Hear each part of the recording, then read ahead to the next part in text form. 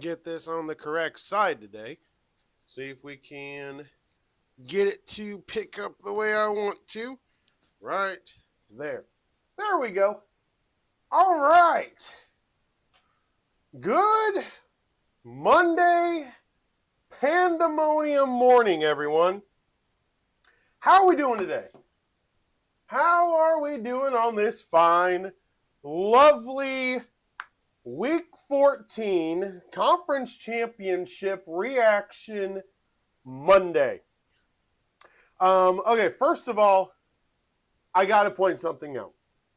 Okay. I have been introduced for the first time. And yes, you can call me crazy. You can call me uncultured to this point. Now, I don't drink, so I've never had real eggnog. But this virgin eggnog, my gosh, is this stuff good. I can only imagine what the real stuff tastes like because this is absolutely divine. I think my refrigerator is going to be stocked with only this for the next 2 weeks. Gosh, it's good. Gosh, it's good. Took too long. What the heck? stop trying to do crap that I don't want you to do. I'll tell you when I want you to move and do stuff. Jiminy Christmas. All right. So, where to start? Let's start with, you know what? Let's start with the college football playoff reaction. So, first of all, I was 5-0 on Saturday. I just want to point this out. I had Texas Tech, I had Georgia, I had IU, I had Duke, and I had Western Michigan. My Saturday bet was perfect. Straight down the line. And I was thrilled. Absolutely thrilled. Now, we then get to yesterday. We get to the college football playoff selection. Here's the reality. And the Irish are already being crybabies, and people are going to make excuses for them because it's a storied program, because they feel like being 10-3 should still count for something and not only being 10-2. Here's what I will say about this. The committee last year did not penalize SMU for losing in the conference championship game. This year, Alabama, playing in the SEC championship game, did not get penalized for losing a 13th game, which only, how many teams are playing? 1, 2, 3, 4, 5, 6, 7, 8, 9. Hold on. 20 teams have a 13-game record right now. And that's it. They did not penalize the Alabama Crimson Tide for losing the 13th game that not everybody else is playing. It was also against the number 3 team in the country at this time. And then they had a decision to make. That decision was what to do with Miami and Notre Dame. And BYU, in and of itself, after BYU lost to Texas Tech. Now, I do not envy whatsoever. I do not envy whatsoever the decision the committee had to make. I don't think there was a wrong decision. Look at the schedule. Notre Dame played their 2 hardest opponents at the beginning of the year and mostly played cupcakes the rest of the year. They had the game against USC and the game against Navy. But their 2 hardest games, they lost. They lost the head-to-head to Miami, and they lost the head-to-head against Texas A&M. BYU has a pretty solid case that they should have been in over Miami with only losing to the number 4 team in the country. Twice. Texas Tech. Miami, at the end of the day, wins the head-to-head against Notre Dame. And if you think BYU is worse than Notre Dame, then BYU is going to drop. Notre Dame is going to drop. And Miami is going to be in. Now, those that are calling for saying that this is slightly the committee making sure the ACC is represented, I will not say you are wrong. I will not. But this is not a stretch like what it's being made out to be. This is not a stretch. Notre Dame wants to be baby and go, we should be there. BYU, in my opinion, has a bigger gripe because they've only lost to Texas Tech. That is it. That's it. To me, BYU has a better gripe than Notre Dame does. Period. BYU was 11-1 before this weekend, is now 11-2. Notre Dame is 10-2. Notre Dame would not beat Texas Tech either. I love Notre Dame. I really do. I thought Notre Dame was going to be really good this year. But this is not an issue of the committee. Do not buy into the propaganda of a certain network that says this is the committee's issue. The committee got it right. There were 3 ways to get this right. Notre Dame, BYU, Miami. There were 3 ways to get this answer correct. They got it right. They did not get it wrong. So do not think that the committee screwed this up. They did not screw this up. They honored the head-to-head with Notre Dame. So the only way to not have to honor the head-to-head would have been to put BYU ahead of both of them. Which then Notre Dame still would have whined and complained because BYU would have jumped them. Reality is, Notre Dame, you play a really soft schedule. If you don't get marquee wins, I know they're going to say they got the win over Pittsburgh and the win over USC. Listen, we all know how you played Syracuse and Stanford, NC State. We all know how you played, Boston College, Purdue. You played more cupcakes than most SEC teams play. So, very simply put to me, the best position should have been BYU should have been in front of them with an 11-1 record.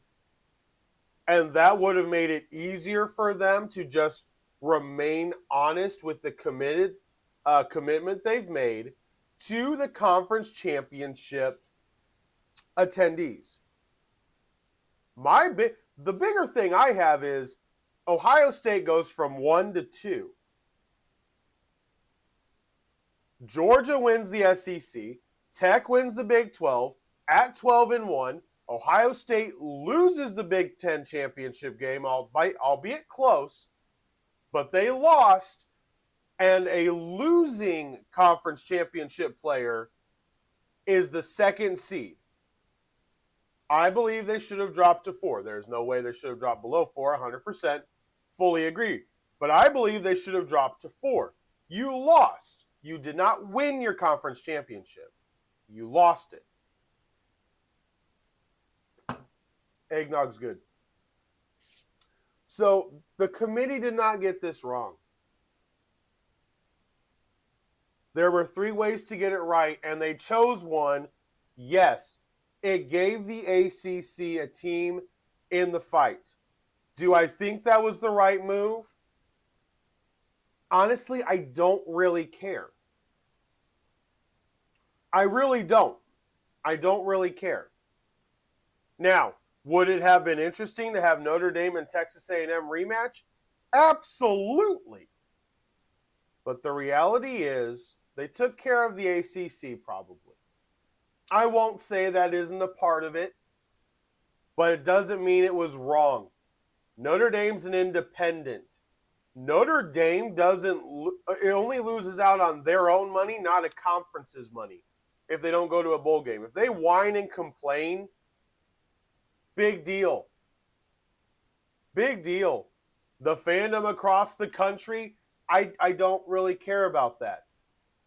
Notre Dame didn't play enough competition to be able to say they're going to be able to beat Texas A&M all of a sudden. They look great against Boston College and Stanford and Syracuse. Okay. They didn't look great in the two games, and I understand it's early, and I have thrown those games out. But when it comes down to it, head-to-head in the NFL matters. If it's week 1, it still matters. I have no issues with this. And there really shouldn't be. So there's my view on the college football playoff setup. There you go. All right, now let's get to Saturday. Let's get to the reaction from Saturday. Because I was laying in bed Saturday night next to my wife, watching the close of the game, which meant that I couldn't get all wild and rambunctious, even though I really wanted to. And had to contain my excitement because, by golly George, the Indiana Hoosiers are number 1 in the country. They are number 1 in the college football playoff, and they are the only undefeated team in the 2025 college football season. Heck yes. Damn right. IU defended Lucas Oil Stadium on Saturday night. They picked off Julian Sayin, the first freaking throw that he made in that game. The Indiana defense had everything stymied from the Buckeyes. It was beautiful. The rushing yards mattered. Now, here's the thing. I'm going to take out the sacks, and this is why. I really want to take out the sacks. Because in the stat sheet, the total yardage on the ground is going to be 58 yards on the ground for the Buckeyes. Bo Jackson was not bad. He had 17 carries for 83 yards. Isaiah West had 3 carries for 4. So they held the Buckeyes, even without the sacks, below 100 yards. They held them below 100 rushing yards. Julian Sayin, 21 of 29, 258 yards, 8.9 yards average, 1 touchdown, 1 interception. Fernando Mendoza, 15 of 23, 222 yards, 9.7 yard average, 1 touchdown, 1 interception. That interception was a weird one. Let's just be real. It was a weird one. Both teams missed a field goal. So throw that out. Throw it out. It's a wash. The Indiana Hoosiers ran for 118 yards. This looked like how the Chiefs kind of beat the Colts. The Hoosiers only averaged 3.5 yards on the ground, but they kept after it. 34 rushes, 118 yards. Elijah Surratt, receiving touchdown. Charlie Becker. Cooper went down with an injury. Charlie Becker. And this is the future for IU at the receiving corps. Hopefully Cooper gets healthy. Becker with Cooper next year is going to be amazing. I absolutely love it. Here's how this is. When it came down to it, when it came down to making a grown-up call, you want to know why Curt Cignetti got the extension? You want to know why he's going to make IU a perennial powerhouse in college football? Because of the play call. On 3rd and 2, to do the fly throw to Charlie Becker to go for the win, not to protect against a loss. That was a grown-up NFL move and a gosh darn amazing NFL throw from Fernando Mendoza. I loved watching him play against that Ohio State defense. The scouts for the NFL loved watching him play for that NFL defense. He has the lesser team. Listen, I am completely willing to admit the athletes on the field, Ohio State has better athletes. They've got more five-star recruits by a lot. But the reality is, when you are playing college football, when you're playing professional football, it is the team that has to play the game. And the Indiana Hoosiers football team is the best in the country, hands down. Hoosiers are the number one team in college football. Can't tell, I'm excited. Just kind of a little bit. Almost as excited as I am about the eggnog. But that game was great. You had big plays. You had pressure moments. You had the stars making plays. Jeremiah Smith had a great game. Charlie Becker had a great game. Bo Jackson had a good game. Kalen Black had a decent game. It was a number one versus number two battle. And I cannot believe the fact that the Indiana Hoosiers are now number one and they completed an undefeated season. That is absolutely fantastic. Absolutely fantastic. So let's look at the college football playoff. So let's look at the bracket itself. Here we go. So first up on the 19th, so in 11 days from now, December 19th, Alabama at Oklahoma. That game is on ABC/ESPN, December 19th. Okay? Let me make sure that's a Friday. Okay, so that is a Friday, December 19th. The winner of that game plays IU in the Rose Bowl. You then have Texas A&M hosting Miami. Both teams that beat Notre Dame are playing each other. The winner of that game goes and plays Ohio State. Tulane is playing Ole Miss. This is the game that I am very... Listen, the way Tulane handled North Texas, John Sumrall has this team playing at a level Ole Miss better be ready. And people are going to mock it. They're an American team. You know, they're just there. Don't mock it. The line is currently not open. Texas A&M is -4. Alabama is currently favored over Oklahoma. Oregon got the easier of the matchups. They got James Madison. But why not? James Madison has a 12-1 season, wins the Sun Belt. I ain't got no issues with it. You're 12-1. You won what you were supposed to win. It's that simple. I don't have a problem with it. So the winner of Ole Miss and Tulane will play Georgia. The winner of Oregon and James Madison will play Texas Tech. Now, December 20th, that Saturday, opens up with Miami at Texas A&M. Then at 3:30, Tulane at Ole Miss. And at 7:30, James Madison at Oregon. The next games are the bowl games. And they are all on January 1st. Well, sorry. The Ohio State matchup is New Year's Eve. The Cotton Bowl is New Year's Eve. The Sugar Bowl, Rose Bowl, and Orange Bowl are all January 1st. So there we go. January 1st. Who am I picking, will you may ask?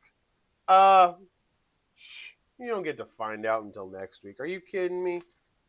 I got a week to think about all this. Come on. Think I'm going to give you my picks right now? Good gosh. Acting like I'm just going to automatically say IU's going to win. I mean, really? Come on. Think I'm going that route? Damn right I'm going that route. IU's going to win. Period. They have, or I should say, IU will make the championship game. At least. At the very least, IU will make the championship game. But those picks are for next week. That's next week. All right, let's hurry up and do this so we can get to all the NFL stuff we need to get to. 10,000-foot view of sports. Here we go. In the National Hockey League last night, we had a shootout down in Dallas. Dallas gets the victory, 3-2 over the Pittsburgh Penguins. The Avalanche win again, 3-2 over the Philadelphia Flyers. The Florida Panthers finally get another W, 4-1 over the New York Islanders. The Sharks beat the Hurricanes 4-1. The Blues beat the Canadiens 4-3. The Vegas Knights in overtime knocked off the New York Rangers 3-2. The Washington Capitals beat the Blue Jackets, blanked them 2-0. The Anaheim Ducks beat the Chicago Blackhawks 7-1. All right. Now, in the NBA, New York Knicks pulled out a tough W over the Magic, 106-100. Celtics beat the Raptors 121-113. The Nuggets beat the Hornets 115-106. The Warriors absolutely destroyed the Bulls 123-91. Lakers beat the Sixers 112-108. And the Thunder smashed the Jazz 131-101. So, let's reset the standings heading into this week. Here we are, December 8th.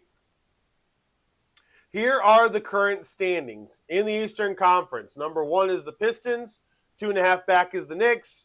4 back is the Celtics. And sitting in 4th, 4.5 back are the Raptors. The Magic and the Heat are both 5 games back, 5 and 6. The 76ers, Cavaliers, and Hawks are all tied at 5.5 back, 7, 8, 9. And the Bucks are 9.5 back at 10 and 15. So they are below 500. Now, Western Conference. This is what's kind of weird, and I don't know if it's going to stay this way all year or not. But the Thunder are 1, the Lakers are 5.5 back, and the Nuggets are 5.5 back, 2 and 3. Rockets are 6.5 back at 4. Spurs are 7 behind. Timberwolves are 7.5. Then you get to 7, 8, 9, 10. The Suns are 9.5 back. The Warriors are 10.5. And then below 500, at 11 and 13, the Grizzlies are 12, and the Blazers are 14 games back. The Blazers need Drew Holiday back. The Washington Wizards are now 3 and 19. The New Orleans Pelicans are 3 and 21. So we'll see how this year is going to play out. Really interesting. It really will. Kind of anxious to see how this all plays out. Not going to lie. Not going to lie. All right. Now, let's get to yesterday's chaos in the NFL. Number 1, I went 4-1 in picks. Credit to the Dolphins for going to New York, knocking Tyrod Taylor out, playing Brady Cook, and getting a victory in New York. Now, how yesterday played out was so wild. So Miami beats the Jets. And then you had Pittsburgh beat the Baltimore Ravens 27-22. We're going to go down the list, make the comments on each one of the games, and then we'll look at the playoff scenario right now.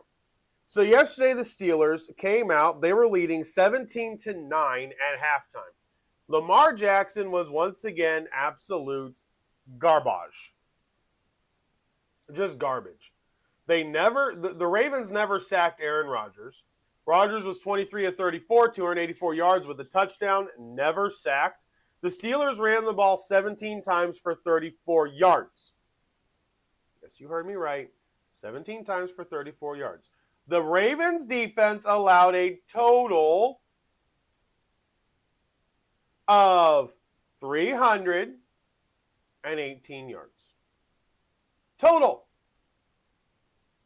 And they lost. The Ravens offense, 40 carries, 217 yards. Lamar Jackson, 19 of 35. 219 yards, a touchdown, a pick. He was sacked twice. Honestly, this was not good for the Ravens. The Ravens still play the Steelers. I love it how everybody's like, they now have bleak playoff hopes. Really? They still play the Steelers. Give me a break. Come on. Like, really? Anyway. But the Steelers get the big win. They now control the AFC North once again. 27-22. The Dolphins, like we said, they beat the Jets. They ended up winning 34-10.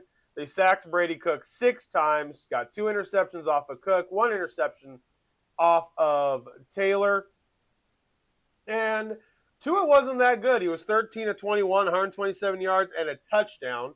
Devon Achane actually went out with the hip injury, so Jalen Wright had a big day on the ground. They ran for 239 yards total, and basically just a romping route smashing of the New York Jets.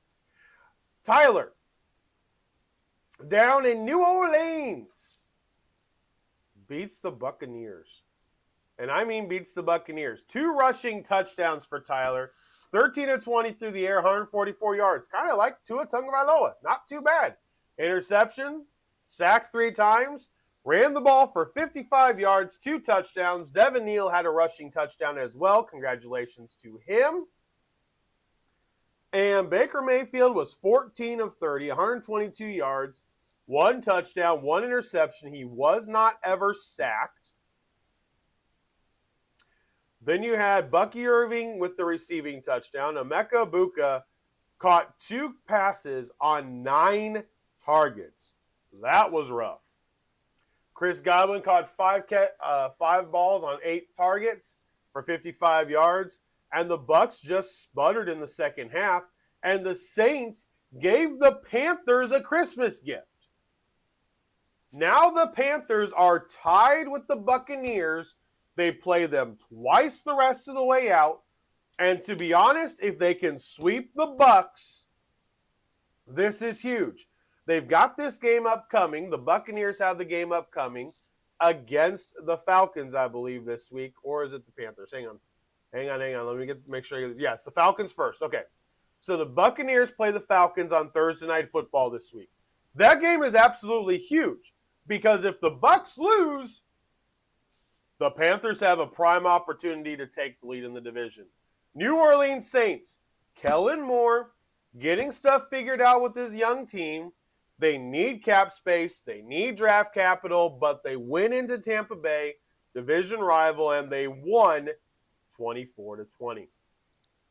Jacksonville, they took advantage. Listen, they were ahead before Daniel Jones went down. Don't kid yourself. Don't kid yourself. It was 21-7 before Daniel Jones went down. Okay? No. Basically, what this comes down to is Jonathan Taylor. Early on, he had the touchdown run, the 1-yard run. Jonathan Taylor only had 74 yards. Riley Leonard was sacked once, 18-29, 145 yards. Interception. No touchdowns. He did have a rushing touchdown. But the reality is Jacksonville is just playing some straight up good football. And Trevor Lawrence now has targets. Brenton Strange, Jacoby Myers, Brian Thomas. Brian Thomas caught 3 passes for 87 yards yesterday. 3 passes, 87 yards receiving.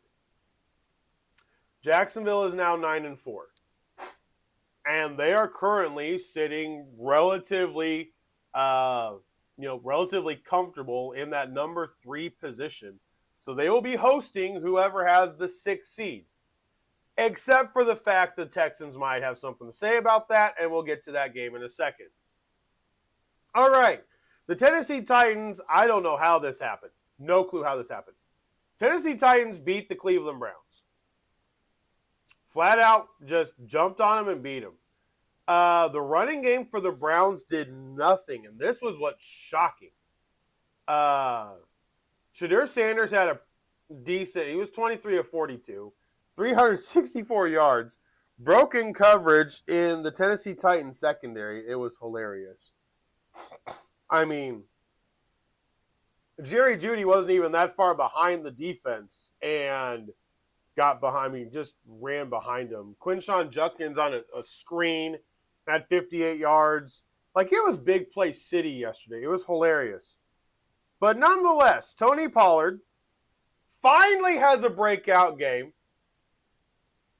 25 carries, 161 yards, 2 touchdowns. Hey, that's what they were hoping to have at the beginning of the year, and this actually screws up all the draft positioning. This is what's great about this. The Tennessee Titans took themselves out of owning the number 1 pick. Now, they don't need a quarterback. He played really, really tough yesterday. Tennessee Titans win 31-29. Browns are 3-10. The Titans are 2-11. Not anybody really watched that game, but, I thought Garrett was going to break the sack record yesterday. So credit to Washington for not allowing that to happen. All right, the Washington Commanders get blanked by the Vikings. The Commanders are now 3-10. J.J. McCarthy was 16-23. He was still sacked 4 times. 16-23, 163 yards with 3 passing touchdowns. 2 to Josh Oliver, 1 to Hawkinson, all tight ends, and Jefferson still only got 4 targets. But they won. Jane Daniels got injured again in the game yesterday. He and Mariota both threw a pick. Mariota had a lost fumble as well on the 1 sack. And Minnesota is now 5-8, 31-0 over the Commanders. That wasn't a good game.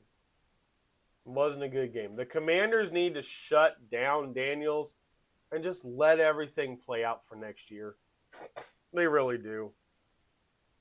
Just badly. Badly. All right, the Seahawks and the Falcons. This game was tied at half, 6-6. And then in the third quarter, everything just fell off for Atlanta. The Seahawks win 37-9. The Falcons are now 4-9. Heading into this final stretch of games. Kenneth Walker, running the ball wise, it wasn't great.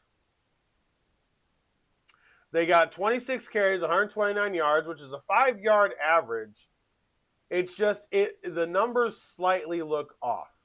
Sam Darnold was 20 of 30, 249 yards, 3 touchdowns, 1 interception, sacked twice. Smith and Jigma had 92 receiving yards and 2 touchdowns. Rashid Shaheed had 4 catches, 67 yards, and also the kick return touchdown, which was huge. Absolutely huge. So Seattle keeps rolling, 37-9 over the Atlanta Falcons. The Buffalo Bills won the big game they needed to, and they did it with defense. Buffalo's defense finally stepped up and made a play. They intercepted Joe Burrow twice, and one of them was the return for a touchdown. This was a game that was 21-11 at half. It was 21-18 at the end of the third quarter. Josh Allen, 22 of 28, 251 yards, 3 touchdowns, no interceptions, sacked 3 times, ran the ball 9 times on the ground for 78 yards and another touchdown. I'm sorry, Josh Allen is the MVP. Now they're hoping somebody else can knock off New England besides them so that they still have a shot in the AFC East. We'll talk about that here in just a second. But Buffalo gets a huge win. I felt the spread was a little high. And the spread bet won, by the way. It was 5.5. They lost by 5. So the spread bet was correct. I said it's too big. Bengals end up losing 39-34 to the Buffalo Bills, who are now 9-4. And the Bengals' playoff hopes, they're dwindling, but they are still alive. And I will show you that sometime this week as we do our playoff look through. The Denver Broncos and Las Vegas Raiders was one of the stupidest games there was. Geno Smith goes down with a shoulder injury, and Kenny Pickett comes in and is efficient as all get out. To the point where I kind of thought Las Vegas may get something going. Kenny Pickett was 8 of 11 for 97 yards, a touchdown. He was sacked once. Brock Bowers has a receiving touchdown. Jack Besh had 6 catches for 50 yards. It wasn't bad. It really wasn't bad. Bo Nix, 31 of 38 for 212 yards. That's averaging only 5.6 yards a throw. And once again, Ashton Jeanty, 10 carries, 30 yards. He just can't get anywhere. He cannot get anywhere. And that really was the issue. He couldn't get anywhere. So the Broncos are now 11-2, beat the Raiders on the road 24-17. The battle in Lambeau was exciting, but it also proved why I don't trust the Packers whatsoever. Caleb Williams and the Bears went to Lambeau and lose 28-21. This game hurts the Bears more than I think what people realize with their remaining schedule. The Bears now have to make sure they recuperate and get ready to play, because I think the Packers are now in line to win the division, as the Bears' schedule is pretty rough. Pretty rough thrown on here out. Luther Burden led the Bears in receiving yards. 4 catches, 67 yards. Then you had your 2 tight ends. Rome Odunze was out, but you got to play like that sometimes. And Burden stepped in and did an amazing job. So let's not complain about Odunze being out. You still had DJ Moore, Colston Loveland, Cole Kmet, DeAndre Swift, Kyle Monangai. Come on. The Packers won, though. The Packers made enough. It was a boring first half. The second quarter got slightly more exciting. And, the finish of the game was a competitive game where the Packers won 28-21. And now they hold the keys to the NFC North. 2 big division wins over the Lions and over the Bears. They are now in control of their own destiny. The Los Angeles Rams were without their head coach, and it did not matter.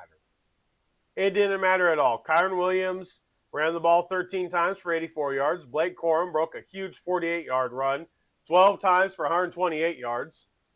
Huge day on the ground for the Rams. Huge day through the air. They smashed the Cardinals 45-17. I think Jonathan Gannon is officially fired because it looks like they're not even competitive, even though they don't have a running back. And Marvin Harrison Jr. was out. Michael Wilson and Jacoby Brissett do have a connection going. I will say that. They do have a connection going, and it's a pretty gosh darn good one. Brissett was sacked 3 times, 1 interception. Stafford was never sacked, and no turnovers this week either. But I'm sorry, Josh Allen is still the MVP. It's not Stafford. Josh Allen is the MVP. But the Rams get the victory, 45-17 over the Cardinals. And then we get to last night's game.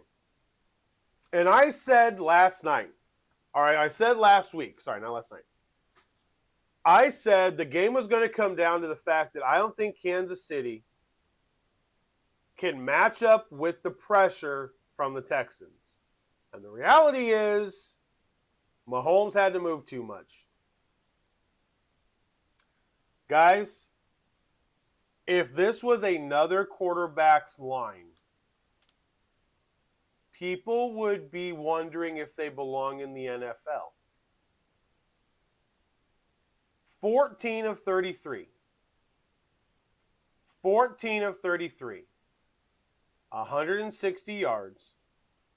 3 interceptions. He was sacked twice. No fumbles by either team. 3 interceptions, was sacked twice. The Kansas City Chiefs offensive line is the issue. But the Houston Texans defense is real.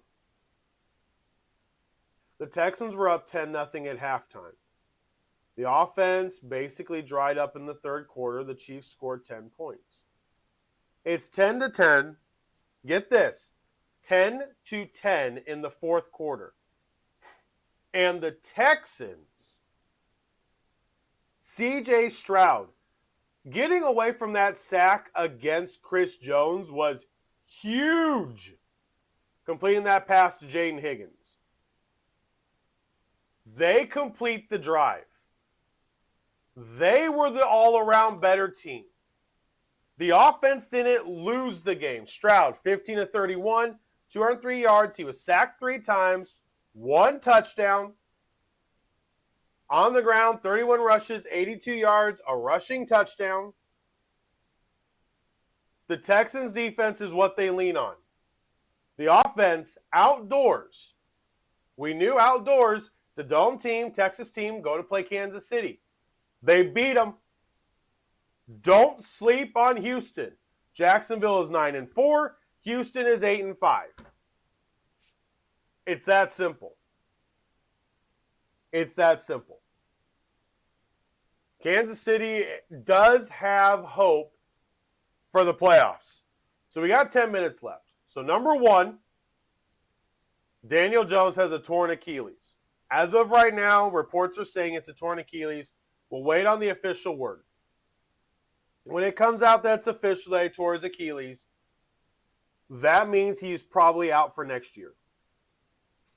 Which I feel bad for the guy because that means he misses out on the payday that could have been. And it just sucks. Now, other quarterback news is Deshaun Watson is not expected to play this year. Okay? But the Browns are getting ready to have him start 2026. And to me, that's a weird... It's weird, but I understand it. They're not going to get Mendoza. I wouldn't give up the capital they have to do so. I think they have a couple of holes they need to fill. They need a receiver very, very, very badly. And that can come from the Jacksonville pick. But I do believe that they have some spots they need to fill. And if you can play with Deshaun Watson and you got your rookie quarterbacks behind, I think you'll be okay. I really do. I don't know how much football Deshaun Watson has played. I don't know if he's going to be good. I don't know any of that. I don't. So it's weird, and they could just be talking, but we'll see. Okay, so let's go to the playoff machine. So let's finish out tonight. Are we going Philly or San Diego or Los Angeles? We going Eagles or Chargers? Screw it. Stop with the city names. Well, I said Chargers in my pick 6. So I got to stick with the Chargers. So let's go to next week. So as of today, if the Chargers were to win, we'll do both, okay? If the Chargers lose, the Colts are still in the playoffs at the 7th seed. If the Chargers win, the Texans are the 7th seed, Bills are 6th, and the Chargers are then 5th, okay? So as of right now, Yeah, that doesn't change. Okay. The NFC is number 1, Rams. Number 2, Green Bay. 3, Philly. That doesn't change either win or lose. Number 4, Tampa Bay. Number 5, Seattle. 6, San Francisco. And 7, the Chicago Bears.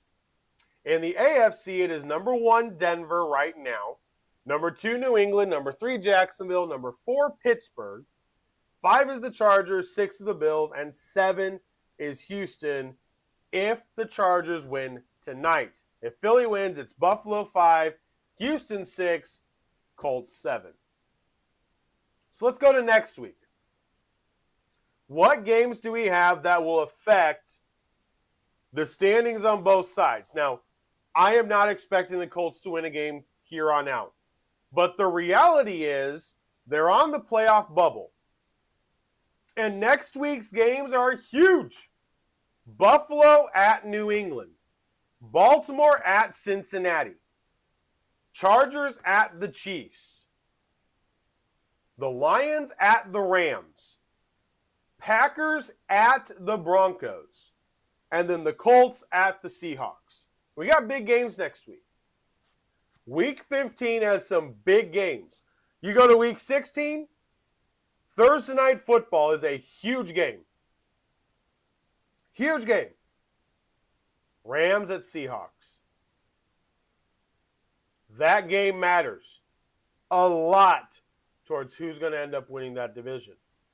Also that week, Packers at Bears. Big game. Patriots at Ravens. 49ers at Colts. Jaguars at Broncos. Buccaneers at Panthers. The playoff race is wild. So if we go next week, I think Cincinnati can still win this. I really do. I know people think I'm crazy. I really think they can still win the division. Miami plays Pittsburgh next week. In Pittsburgh. I'll give Pittsburgh the W. Let's go to week 16. Cincinnati at Miami. I'm giving Cincinnati the nod. And then you've got Pittsburgh at Detroit. I'm giving Detroit the nod. They're home. Duh. Patriots at Ravens. Listen, the Ravens haven't looked good. I got to go Patriots. Week 17. Bengals home against the Cardinals. I'm going Bengals. Ravens at the Packers. I'm going Packers. I think their speed matches up. Steelers at Browns. This is the game that determines how this entire thing can go. If the Browns beat the Steelers, then heading into that final week, if the Ravens were to knock off Pittsburgh and the Bengals beat the Browns, Cincinnati could make it in at 8-9. That game against the Browns is huge for how Week 18 is going to play out.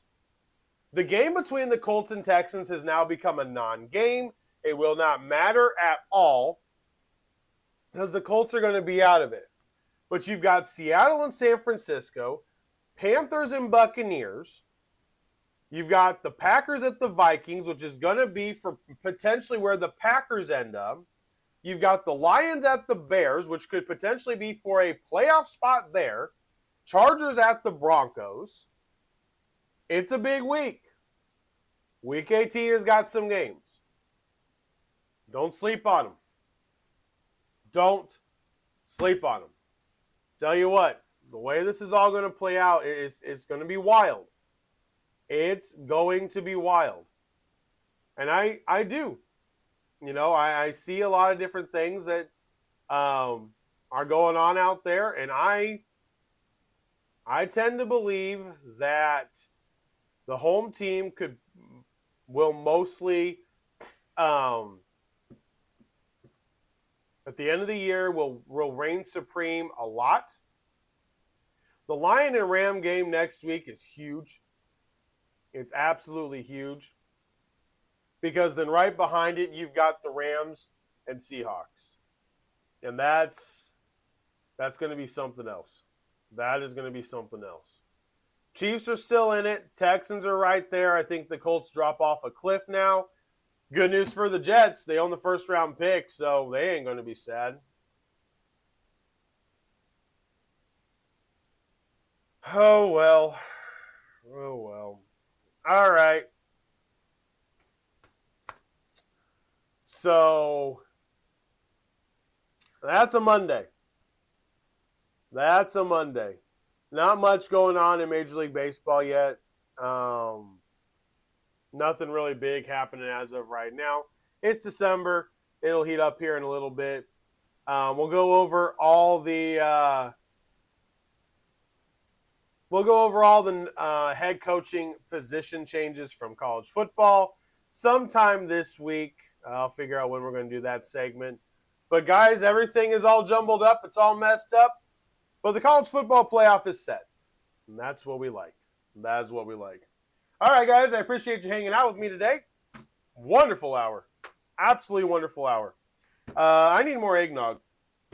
So I'm going to go get some more of that and then figure out what I'm going to do the rest of the day until I go to work tonight. But you guys make it the best Monday you can. Start out the week as strong as you can. All right? Start out the week as strong as you can. For those of you counting, there's 17 days till Christmas.